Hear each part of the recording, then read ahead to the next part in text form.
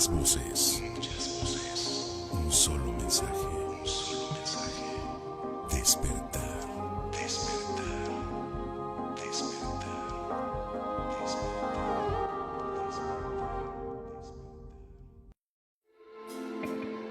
Holosofía. El camino hacia tu ser inicia rompiendo la zona de confort.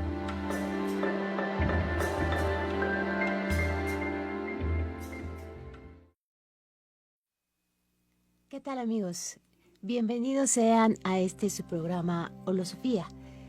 El día de hoy nos encontramos muy contentos y muy gustosos de que tengan la gentileza de acompañarnos y, por supuesto, siempre de mantenerles largos cada vez que tenemos la oportunidad de coincidir en el tiempo y en el espacio con nuestro querido amigo y maestro, el monje hereje Juan Carlos Martínez. Maestro, qué gusto saludarte. Ay, ¿qué tal? ¿Cómo estás? También para mí es un placer hacer un espacio entre mi vida cotidiana para estar compartiendo este conocimiento, compartiendo contigo. Siempre es interesante e importante que estos temas que para nosotros son significativos, que a los demás, a nuestro auditorio, les resuenen, por lo menos les inviten a la reflexión. La semana antepasada, me parece, iniciamos este tema y el proyecto en general también, y creo que va bastante bien. A mí me da mucho gusto. Estuve viendo los programas y creo que va bastante bien. Bueno, yo también coincido contigo. Creo que vamos cumpliendo nuestro propósito, nuestro objetivo de ir abordando temas sociales, místicos, del alma, del humano, de lo divino. Pero en particular con este tema con el que iniciamos el proyecto, bueno, pues nos da mucho para hablar y ya va a ser nuestro tercer programa para poderlo abordar. Y en la última ocasión ya no tuvimos oportunidad de profundizar acerca del tema de la religión como una institución. Nos quedamos en un ejemplo que ponías de alguien cercano a ti que tuvo que casarse o porque la familia de la novia pues es muy tradicional, católica, y entonces pues la persona que tú conoces tuvo que hacer todo el sistema burocrático para poder realizar el ritual del matrimonio, y a razón de eso pues es que estamos ahorita tratando el tema de la religiosidad desde esa parte oficial, formal, documental, de poder, que significa la burocracia. Ahorita que me haces recordar ese punto, ahí es justo cuando ubico que evidentemente la religión es una empresa y no es una situación que nazca por convicción, ¿sí? Entonces, que esta persona tenga que casarse y como no es católico no lo pueden casar, eso se llama manipulación, ¿sí?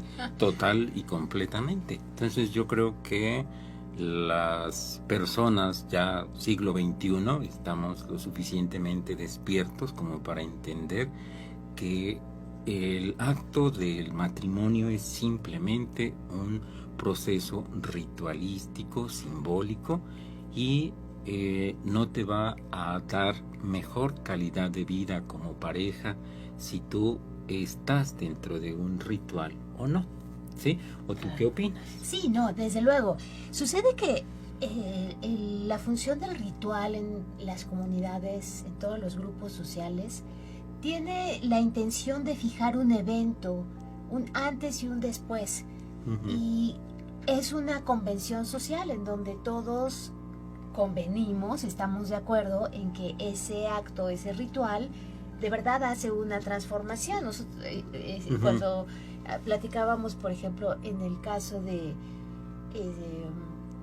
bautismo, en las tradiciones judeocristianas, pues en esos casos se asume que antes de el bautismo las criaturas no están aún bendecidas y traen al chamuco adentro, y entonces una vez que se hace el ritual, entonces se purifica.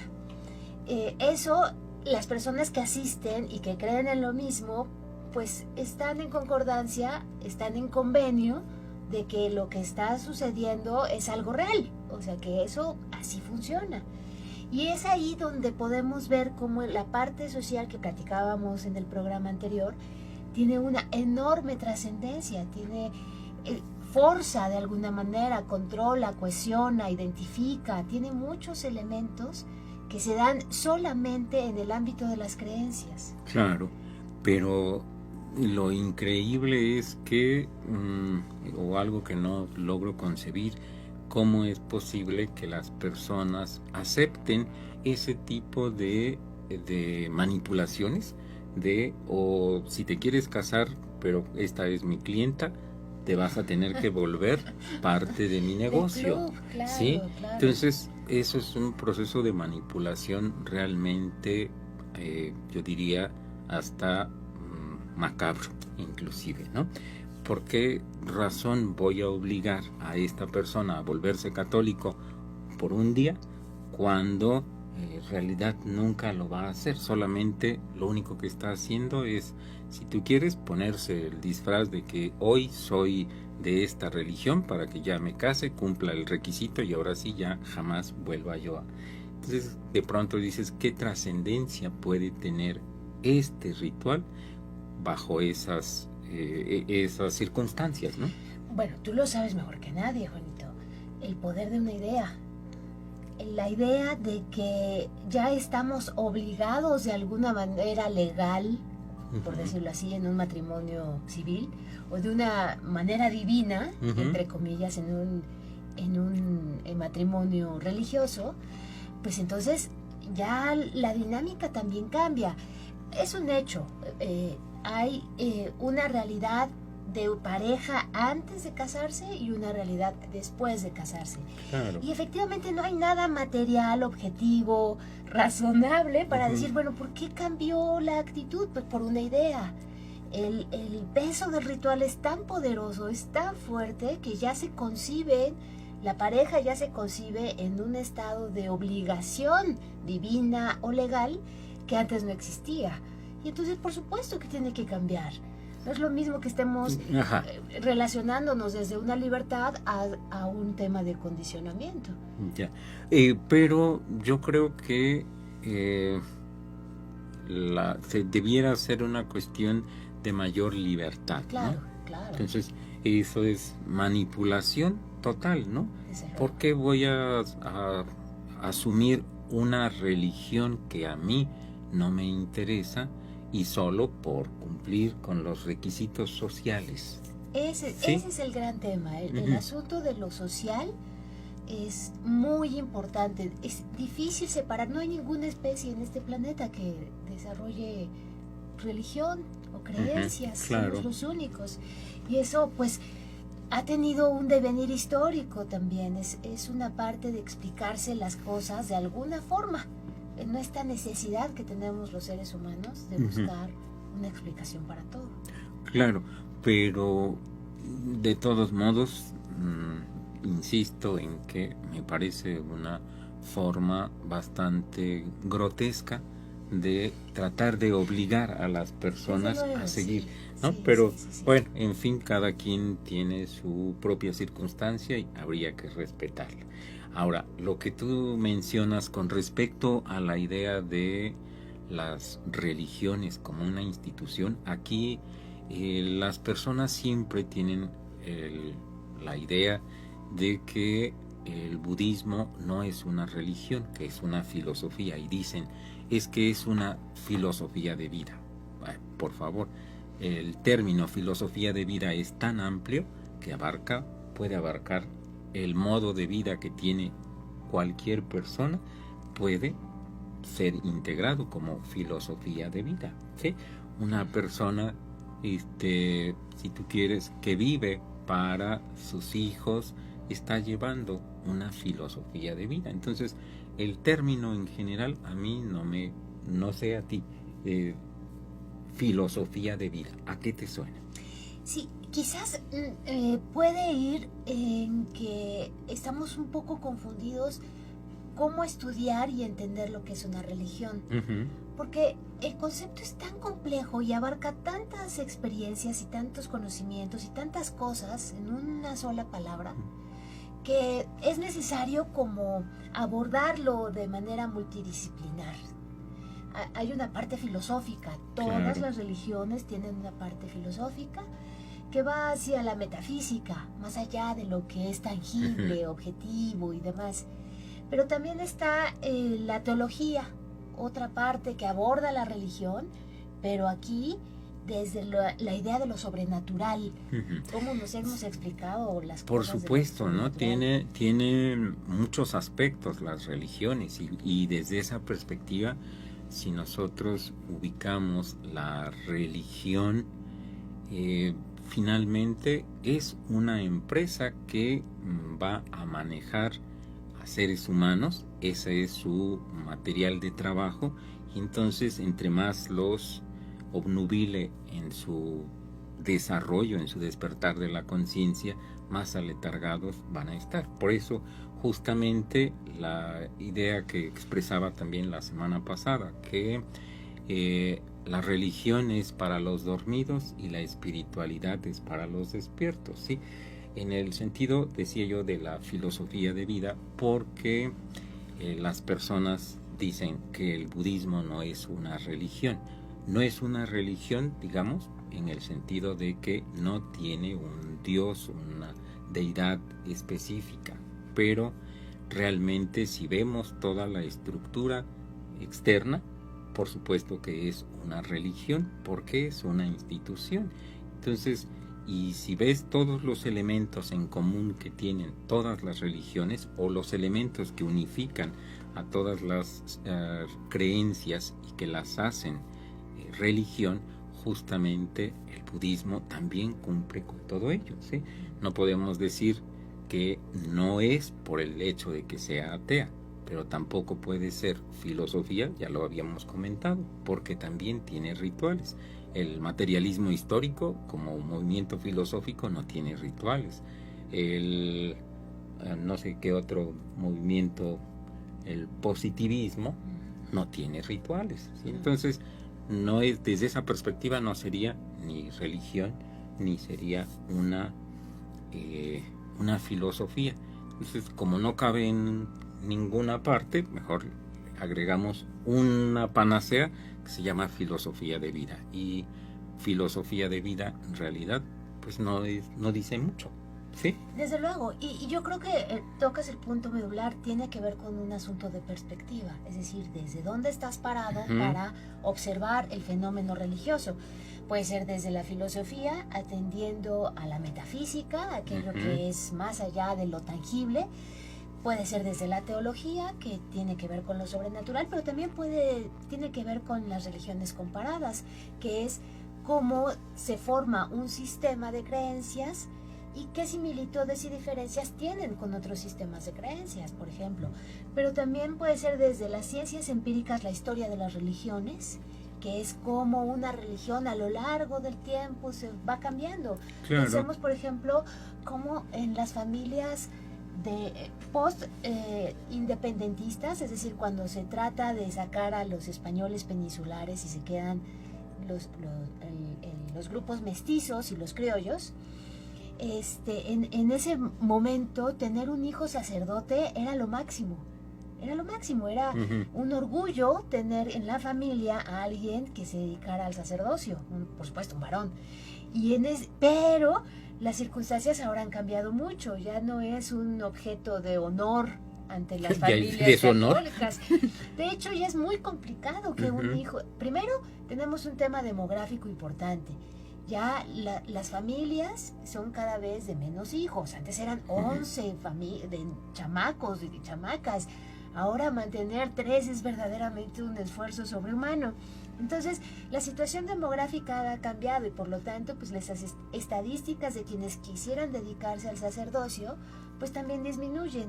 Ese devenir en el tiempo, esa transformación de una religión, también forma parte de una perspectiva, de una manera de poder entender lo que significa el fenómeno religioso.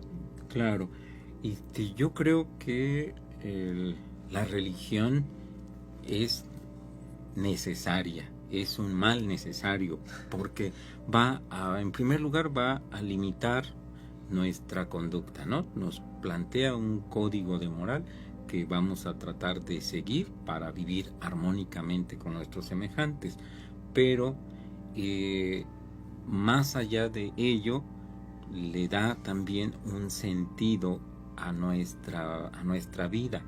Pero a veces yo me pregunto, ¿necesitamos darle un sentido a la vida, o no es que la vida misma, ya por el hecho de ser, ya es valiosa? Claro.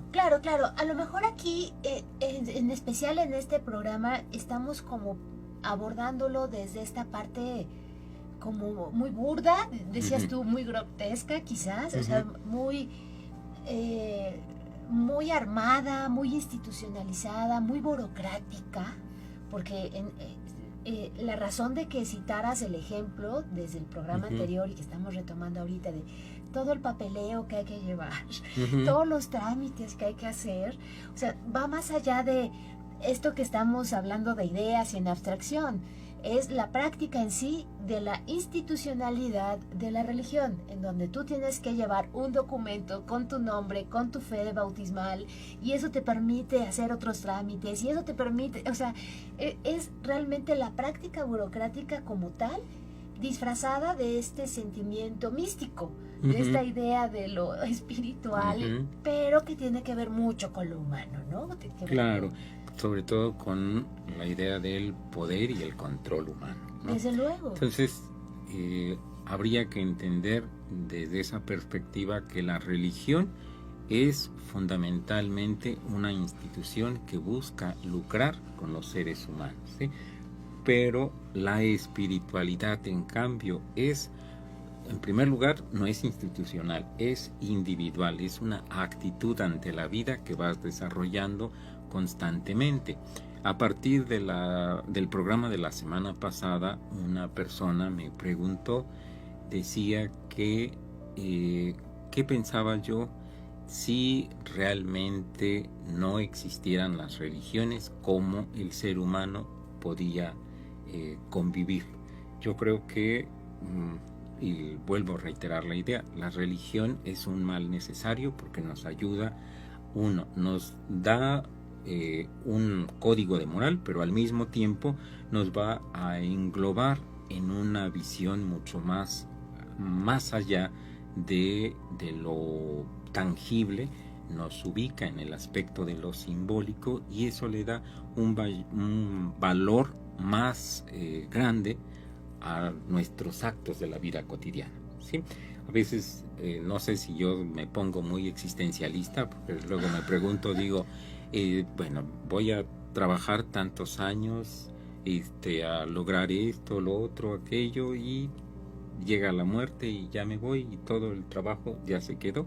Entonces, ¿para qué hago todo esto? ¿Para qué me esfuerzo tanto para finalmente no llevarme absolutamente nada, ¿no? Entonces, como que la religión, desde mi perspectiva, le da ese sentido, ese matiz que necesitamos algunos encontrar en la vida misma. Pero yo creo que lo que necesitamos es más bien abrir nuestra conciencia y darnos cuenta que la religiosidad es el acto de que tú estés consciente de ti mismo, de tu parte oscura, de tu parte de luz, pero que también estés consciente de que siempre hay algo por perfeccionar.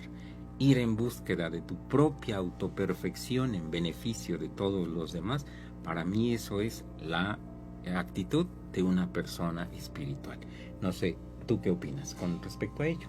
Pues mira, yo creo que una de las preguntas que planteabas al inicio es ¿por qué? ¿Por qué no hemos sido conscientes o hemos sido valientes para romper con un sistema de creencias que, en lugar de buscar el desarrollo, lleve exactamente a lo contrario? Yo creo que la pregunta más bien es o la cuestión ahí es que nadie nos ha preguntado, nadie nos preguntó O sea, esto es una situación que se da en todos los grupos sociales, en donde los más grandes enseñan a los más chicos, asumiendo que sus creencias son las mejores y que tienen que transmitirlas a las nuevas generaciones. Sin embargo, bueno, pues siempre está la variante del cambio social. Claro. Las generaciones van cuestionándose si lo que la generación anterior les heredó es lo correcto, lo mejor, lo adecuado, etcétera, etcétera. Y hay quienes continúan con ese legado y hay quienes rompen y buscan otras alternativas. Pero no podemos partir de que somos libres al decidir. Eso sería lo deseable. Claro. Que tuviéramos en una determinada edad, con determinada conciencia, poder establecer con criterio propio qué es lo que uno quiere creer. Sin embargo, eso no funciona así. Ahí, por ejemplo, está otro detalle muy notorio. ¿Cómo puedes decidir que tú quieres ser religioso o miembro de una comunidad religiosa cuando ni siquiera te están pidiendo tu opinión? Eres un bebé y ya te están iniciando dentro de una religión para que antes de que tú pienses y compares y te des la oportunidad de abrir tu pensamiento a opciones diferentes, ya entraste a ese juego, ¿no? Entonces yo creo que las personas debiéramos decidir si queremos o no seguir una religión, una filosofía de vida, un sistema de creencias, cuando ya tengamos uso de razón, digamos, como se dice comúnmente, ¿no? Que estamos hablando, si quieres 18 o 21 años, pero ya tienes por lo menos una experiencia que te permite decidir si quieres tener o no religión, y si quieres tener, por lo menos tener un abanico de posibilidades para que tú elijas aquella que mejor te conviene a ti. Alguna vez le preguntan al Dalai Lama cuál es la mejor religión y dice: la mejor religión es la que a ti te sirva para ser un mejor ser humano. Sí, y lo que sucede también es que no es gratuito que el sistema de creencias empiece desde muy temprana edad. ¿Por qué? Porque es una programación, finalmente, es una manera de ver el mundo que nos es construida y que nosotros durante muchos años asumimos como verdadera. Llega un momento en que uno comienza a cuestionarse si lo que nos han enseñado opera así, funciona así, es de esa manera, pero durante muchos años hemos estado programados bajo eso. Entonces, si empezara este sistema de creencias a partir de los 18 años, se habría perdido mucha programación. Los que tenemos, los jóvenes de nuestra especie, los niños, las niñas, pues son plásticos, se pueden formar, se pueden moldear. Ya a los 18 ya es muy complicado, y en eso nos puede explicar perfecto la psicología de las religiones. Hay un área que trata de estudiar cómo impacta en la psique el tema del sistema de creencias, pero parece que nos vamos a quedar en eso en un momentito. Vamos a hacer un corte comercial y regresamos de inmediato. Holosofía. En un momento regresamos.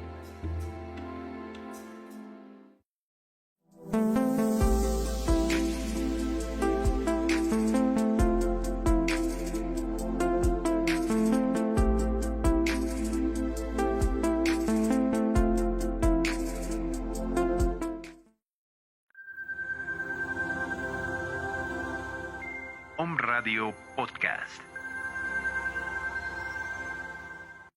Genera conciencia en la web por Om Radio. WhatsApp y Telegram 2225 77 77 86. Holosofía. En un momento regresamos.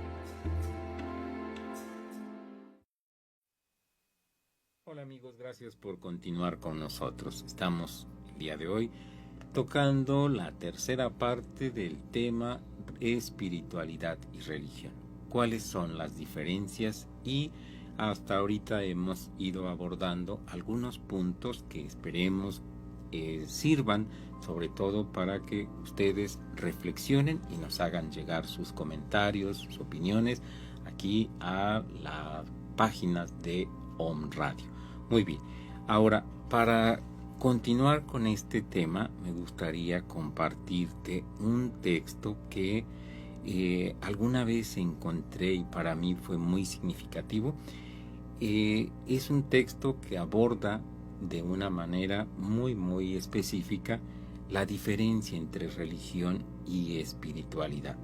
A ver, me voy a permitir leerlo. Dice: la religión es para los dormidos y la espiritualidad es para los despiertos. La religión amenaza y amedrenta mientras la espiritualidad te da paz interior. La religión habla de pecado y de culpa cuando la espiritualidad te dice: levántate y aprende del error. La religión inventa y la espiritualidad descubre. La religión no es Dios. La espiritualidad es el todo y por lo tanto es Dios. La religión no indaga ni cuestiona, mientras que la espiritualidad lo cuestiona todo. La religión es humana, es una organización con reglas, en cuanto que la espiritualidad es divina y sin reglas. La religión sigue los preceptos de un libro sagrado, mientras la espiritualidad busca lo sagrado en todos los libros. Aquí, de esta primera parte, ¿cuál es el punto que a ti te parece que coincide más con tu punto de vista? O con el que más te haya llamado la atención. Pues lo platicábamos en otras emisiones y te preguntaba sobre si este tema de lo religioso es humano, cultural, y lo divino va hacia lo religioso, a la religiosidad. Finalmente, cuando nosotros construimos la historia del devenir humano, pues puede ser justamente desde esta parte de integración, organización, desarrollo de los grupos sociales, pero la parte de la historia de nuestras creencias sobre lo divino resulta ser como escondidas, herméticas, solo para algunos iluminados, y hubo un tiempo en que eran hasta clandestinas. Sucede ahora que tenemos acceso a esos conocimientos, pero no tenemos el código para descifrarlo, claro, para interpretarlo.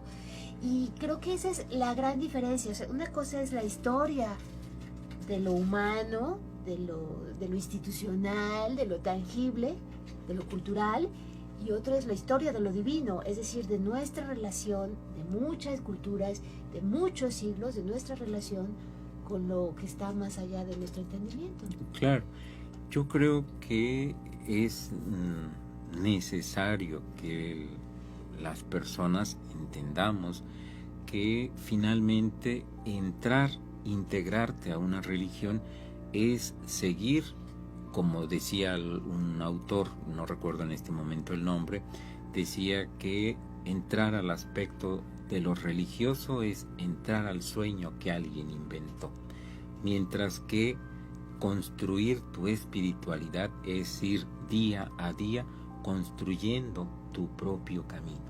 ¿Sí? Entonces yo creo, de pronto, muchas veces viendo la ritualística budista, me pregunto, bueno, esto es la cultura de hace cuántos siglos, trata de ser adaptada, pero no todo el simbolismo me es realmente significativo para mí. Yo creo que debo adaptarla a mis creencias, a mis circunstancias, a mi contexto, para que tenga un valor mucho más profundo y valioso para mí, y no simplemente ser el practicante que simplemente lo hace porque así lo marca la tradición, ¿no? Entonces, y si tú ubicas esta actitud de herejía, de rebelde contra las formalizaciones, es muy evidente en los grandes maestros espirituales, ¿sí? La mayoría son rebeldes, ¿sí? Y no son sumisos, son todo lo contrario, tienen ese deseo de despertar la conciencia en las personas, lo hacen a su manera, pero posteriormente, una vez que construyen un camino, posteriormente le van agregando parte de esto, lucha de poderes, etcétera, y termina esa filosofía original, termina construyendo una institución, ¿sí? Claro. Que se vuelve un proceso total y completamente burocrático, como tú lo has mencionado. Sí, claro, y no solamente en eso podemos ver la estructura institucional de una religión, sino, por ejemplo, en el sistema de jerarquías, en la que tú me digas, desde la budista hasta el islamismo, hay jerarquías, hay líderes, hay maestros, hay sabios, se denominan de muchas formas sacerdotes, chamanes, hay quienes institucionalmente tienen un poder sobre otros, y de ahí también hay un tema económico que va de la mano. Por ejemplo, cuando no hace mucho que vino el Dalai Lama en Casa Lam, me parece, pues ir a verlo tenía un costo, no era gratuito.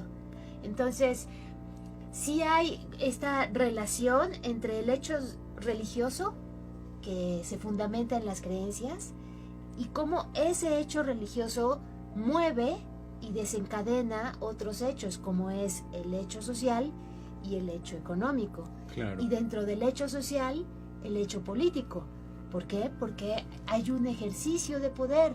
¿Cómo nos podemos explicar que muchos sacerdotes o guías espirituales hayan llegado a un grado de poder, que han abusado de las mismas personas que siguen un credo o una religión?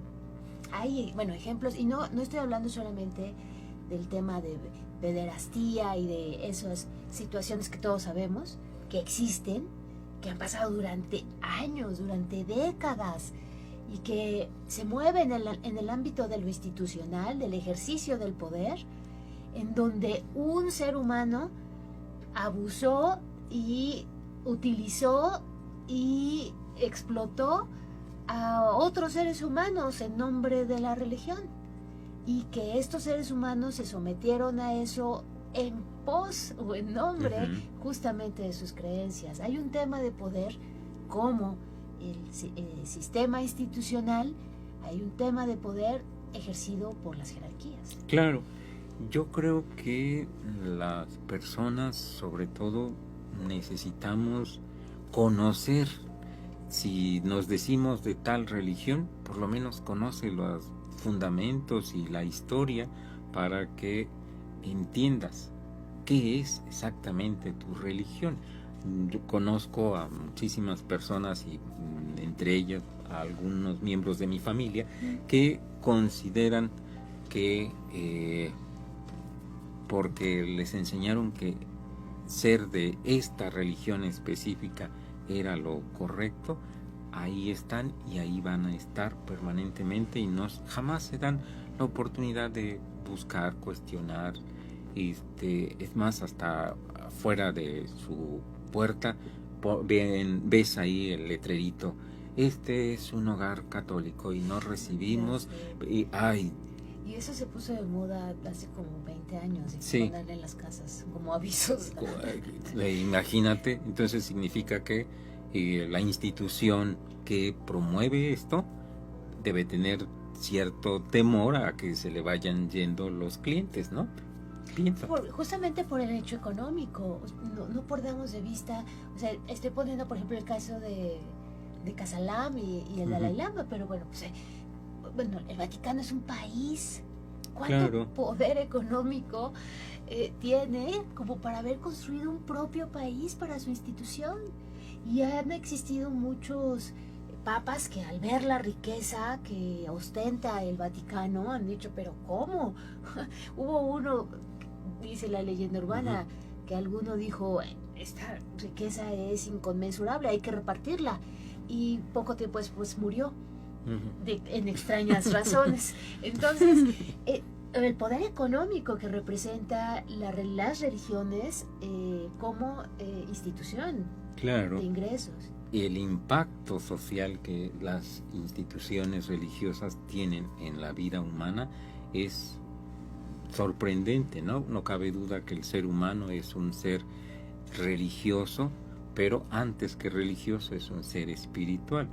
Primero, el ser humano, cuando se descubre en el mundo, tiene por naturaleza necesidad de comprender el mundo que le rodea y trata de, a través del pensamiento mágico religioso, ir estructurando una forma que le permita comprender el mundo.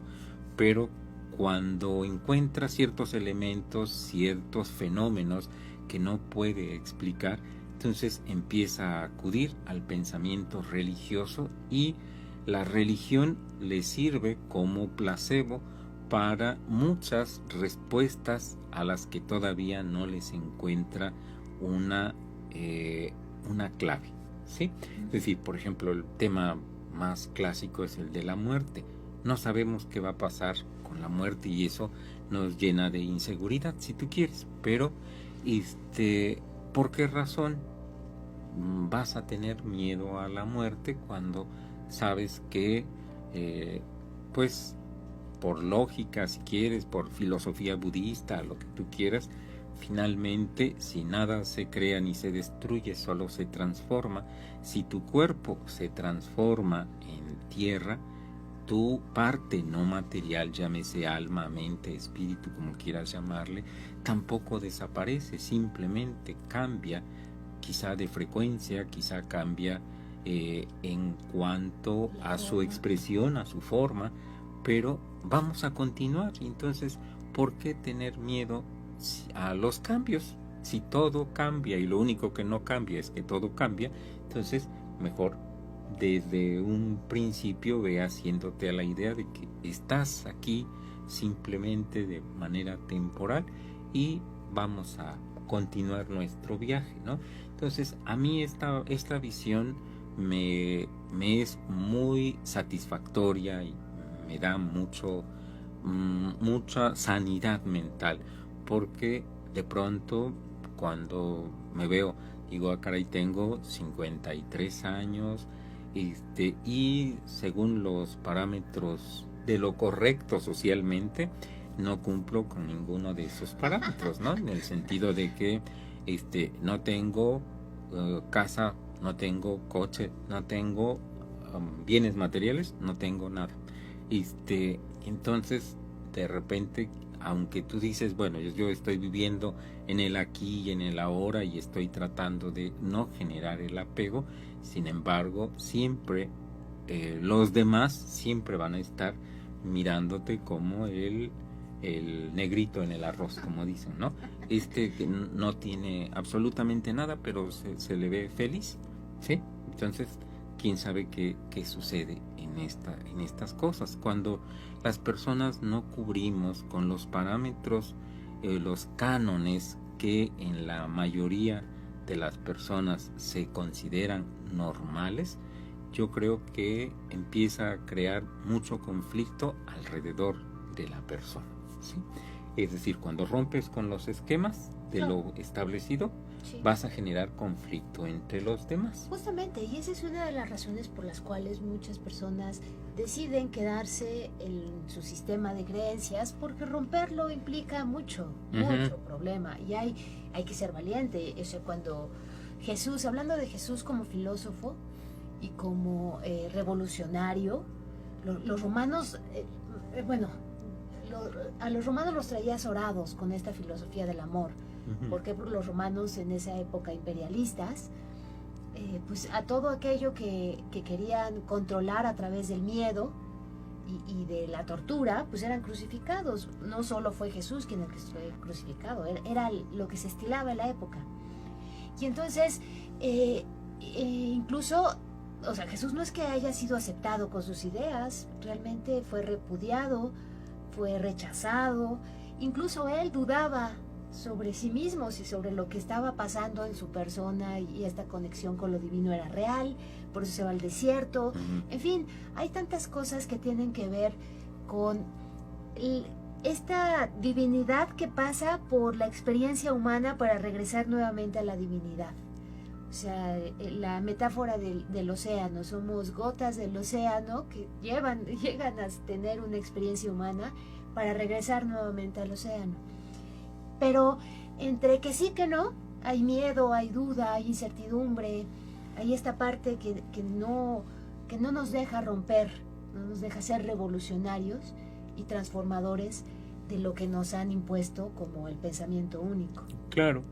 Ahora, yo creo que como personas, digamos, con una educación media, ¿qué tantas posibilidades se te dan para iniciar una vida espiritual?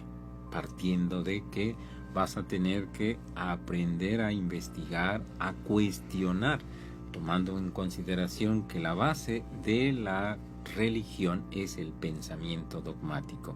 El dogma es la creencia en algo que tiene que ser porque así es, ¿sí?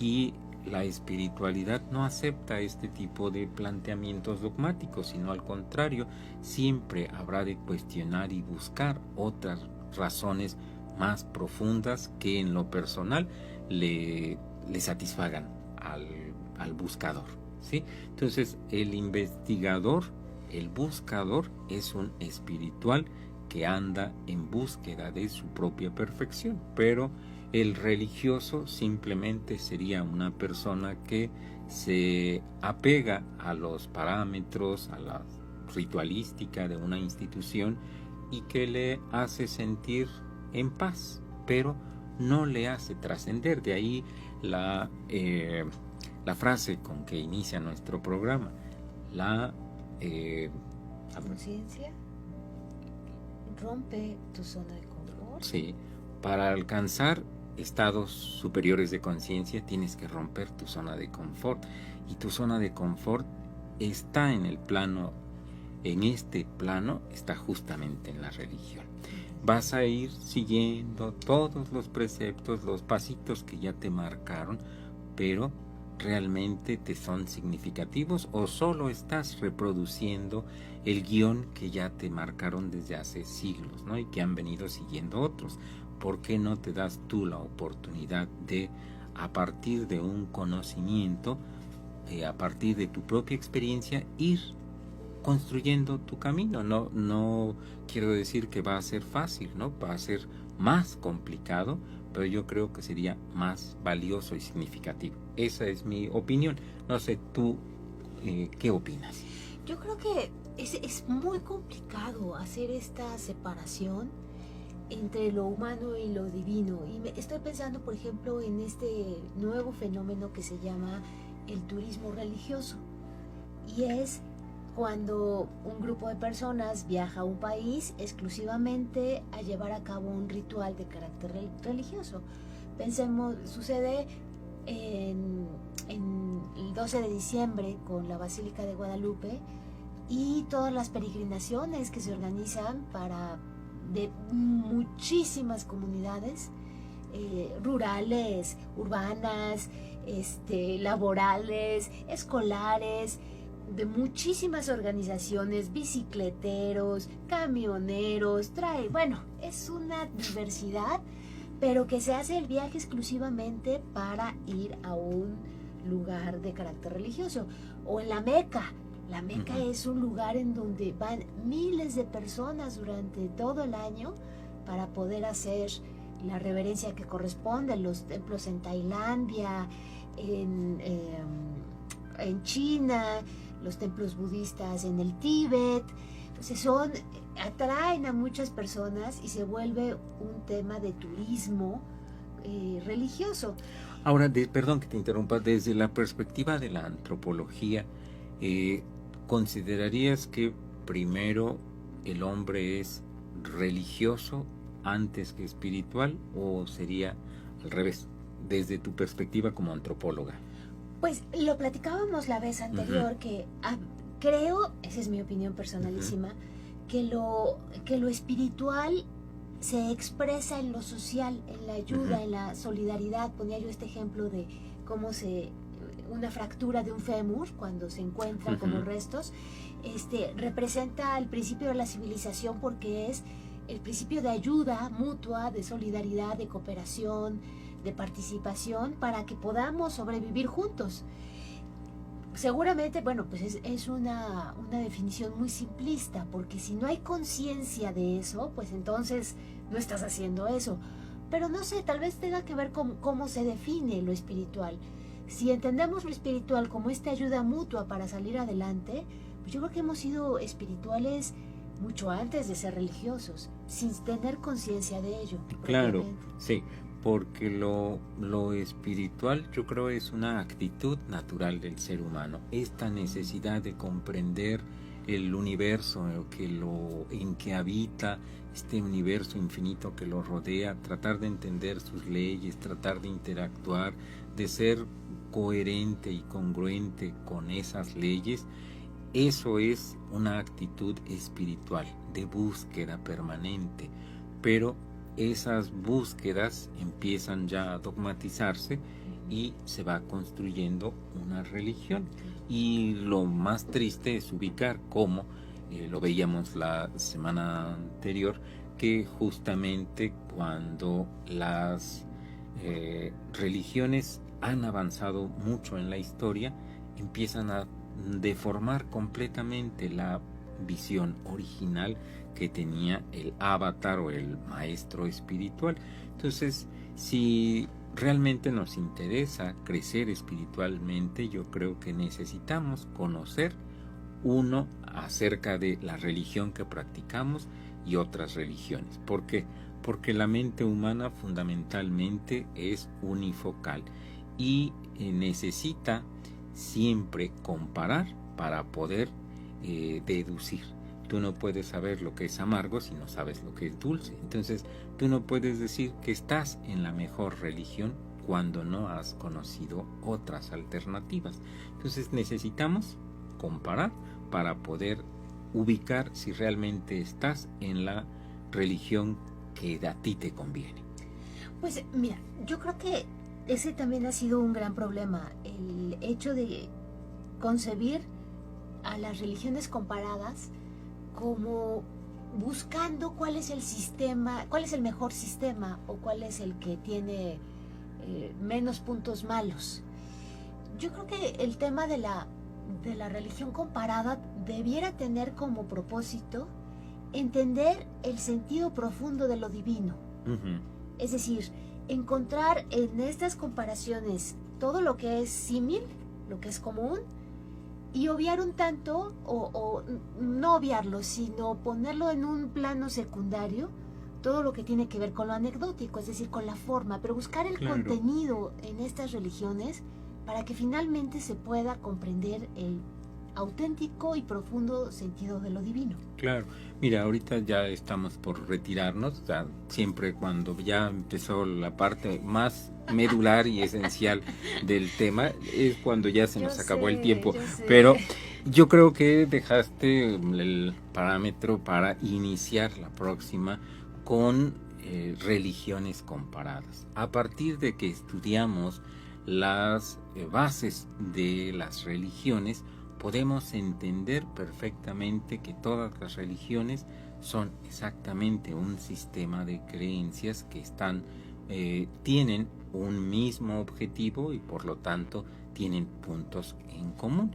Entonces hay 12 características similares que todas las religiones del mundo tienen, y en cambio la espiritualidad, al ser un proceso individual, un proceso connatural en el ser humano, creo que cuando nos quitemos esa actitud de lo religioso y vayamos en búsqueda de realmente nuestra propia autoperfección, creo que si tú piensas que el otro es también una parte de mí, creo que pondría yo más empeño en ser mejor ser humano en beneficio de los demás, sabiendo que todos soy yo y yo estoy con todos, a vivir separado por el ego, justamente. Así es. Bueno, pues Podemos hablar entonces en el próximo programa de estas 12 características que comportan todas las religiones e ir tomando algunos aspectos anecdóticos de diferentes religiones para hacer esta comparación, ¿te parece? Perfecto. Ya Muy quedamos bien. entonces. Muchísimas gracias, pues amigos, muchísimas gracias por escucharnos.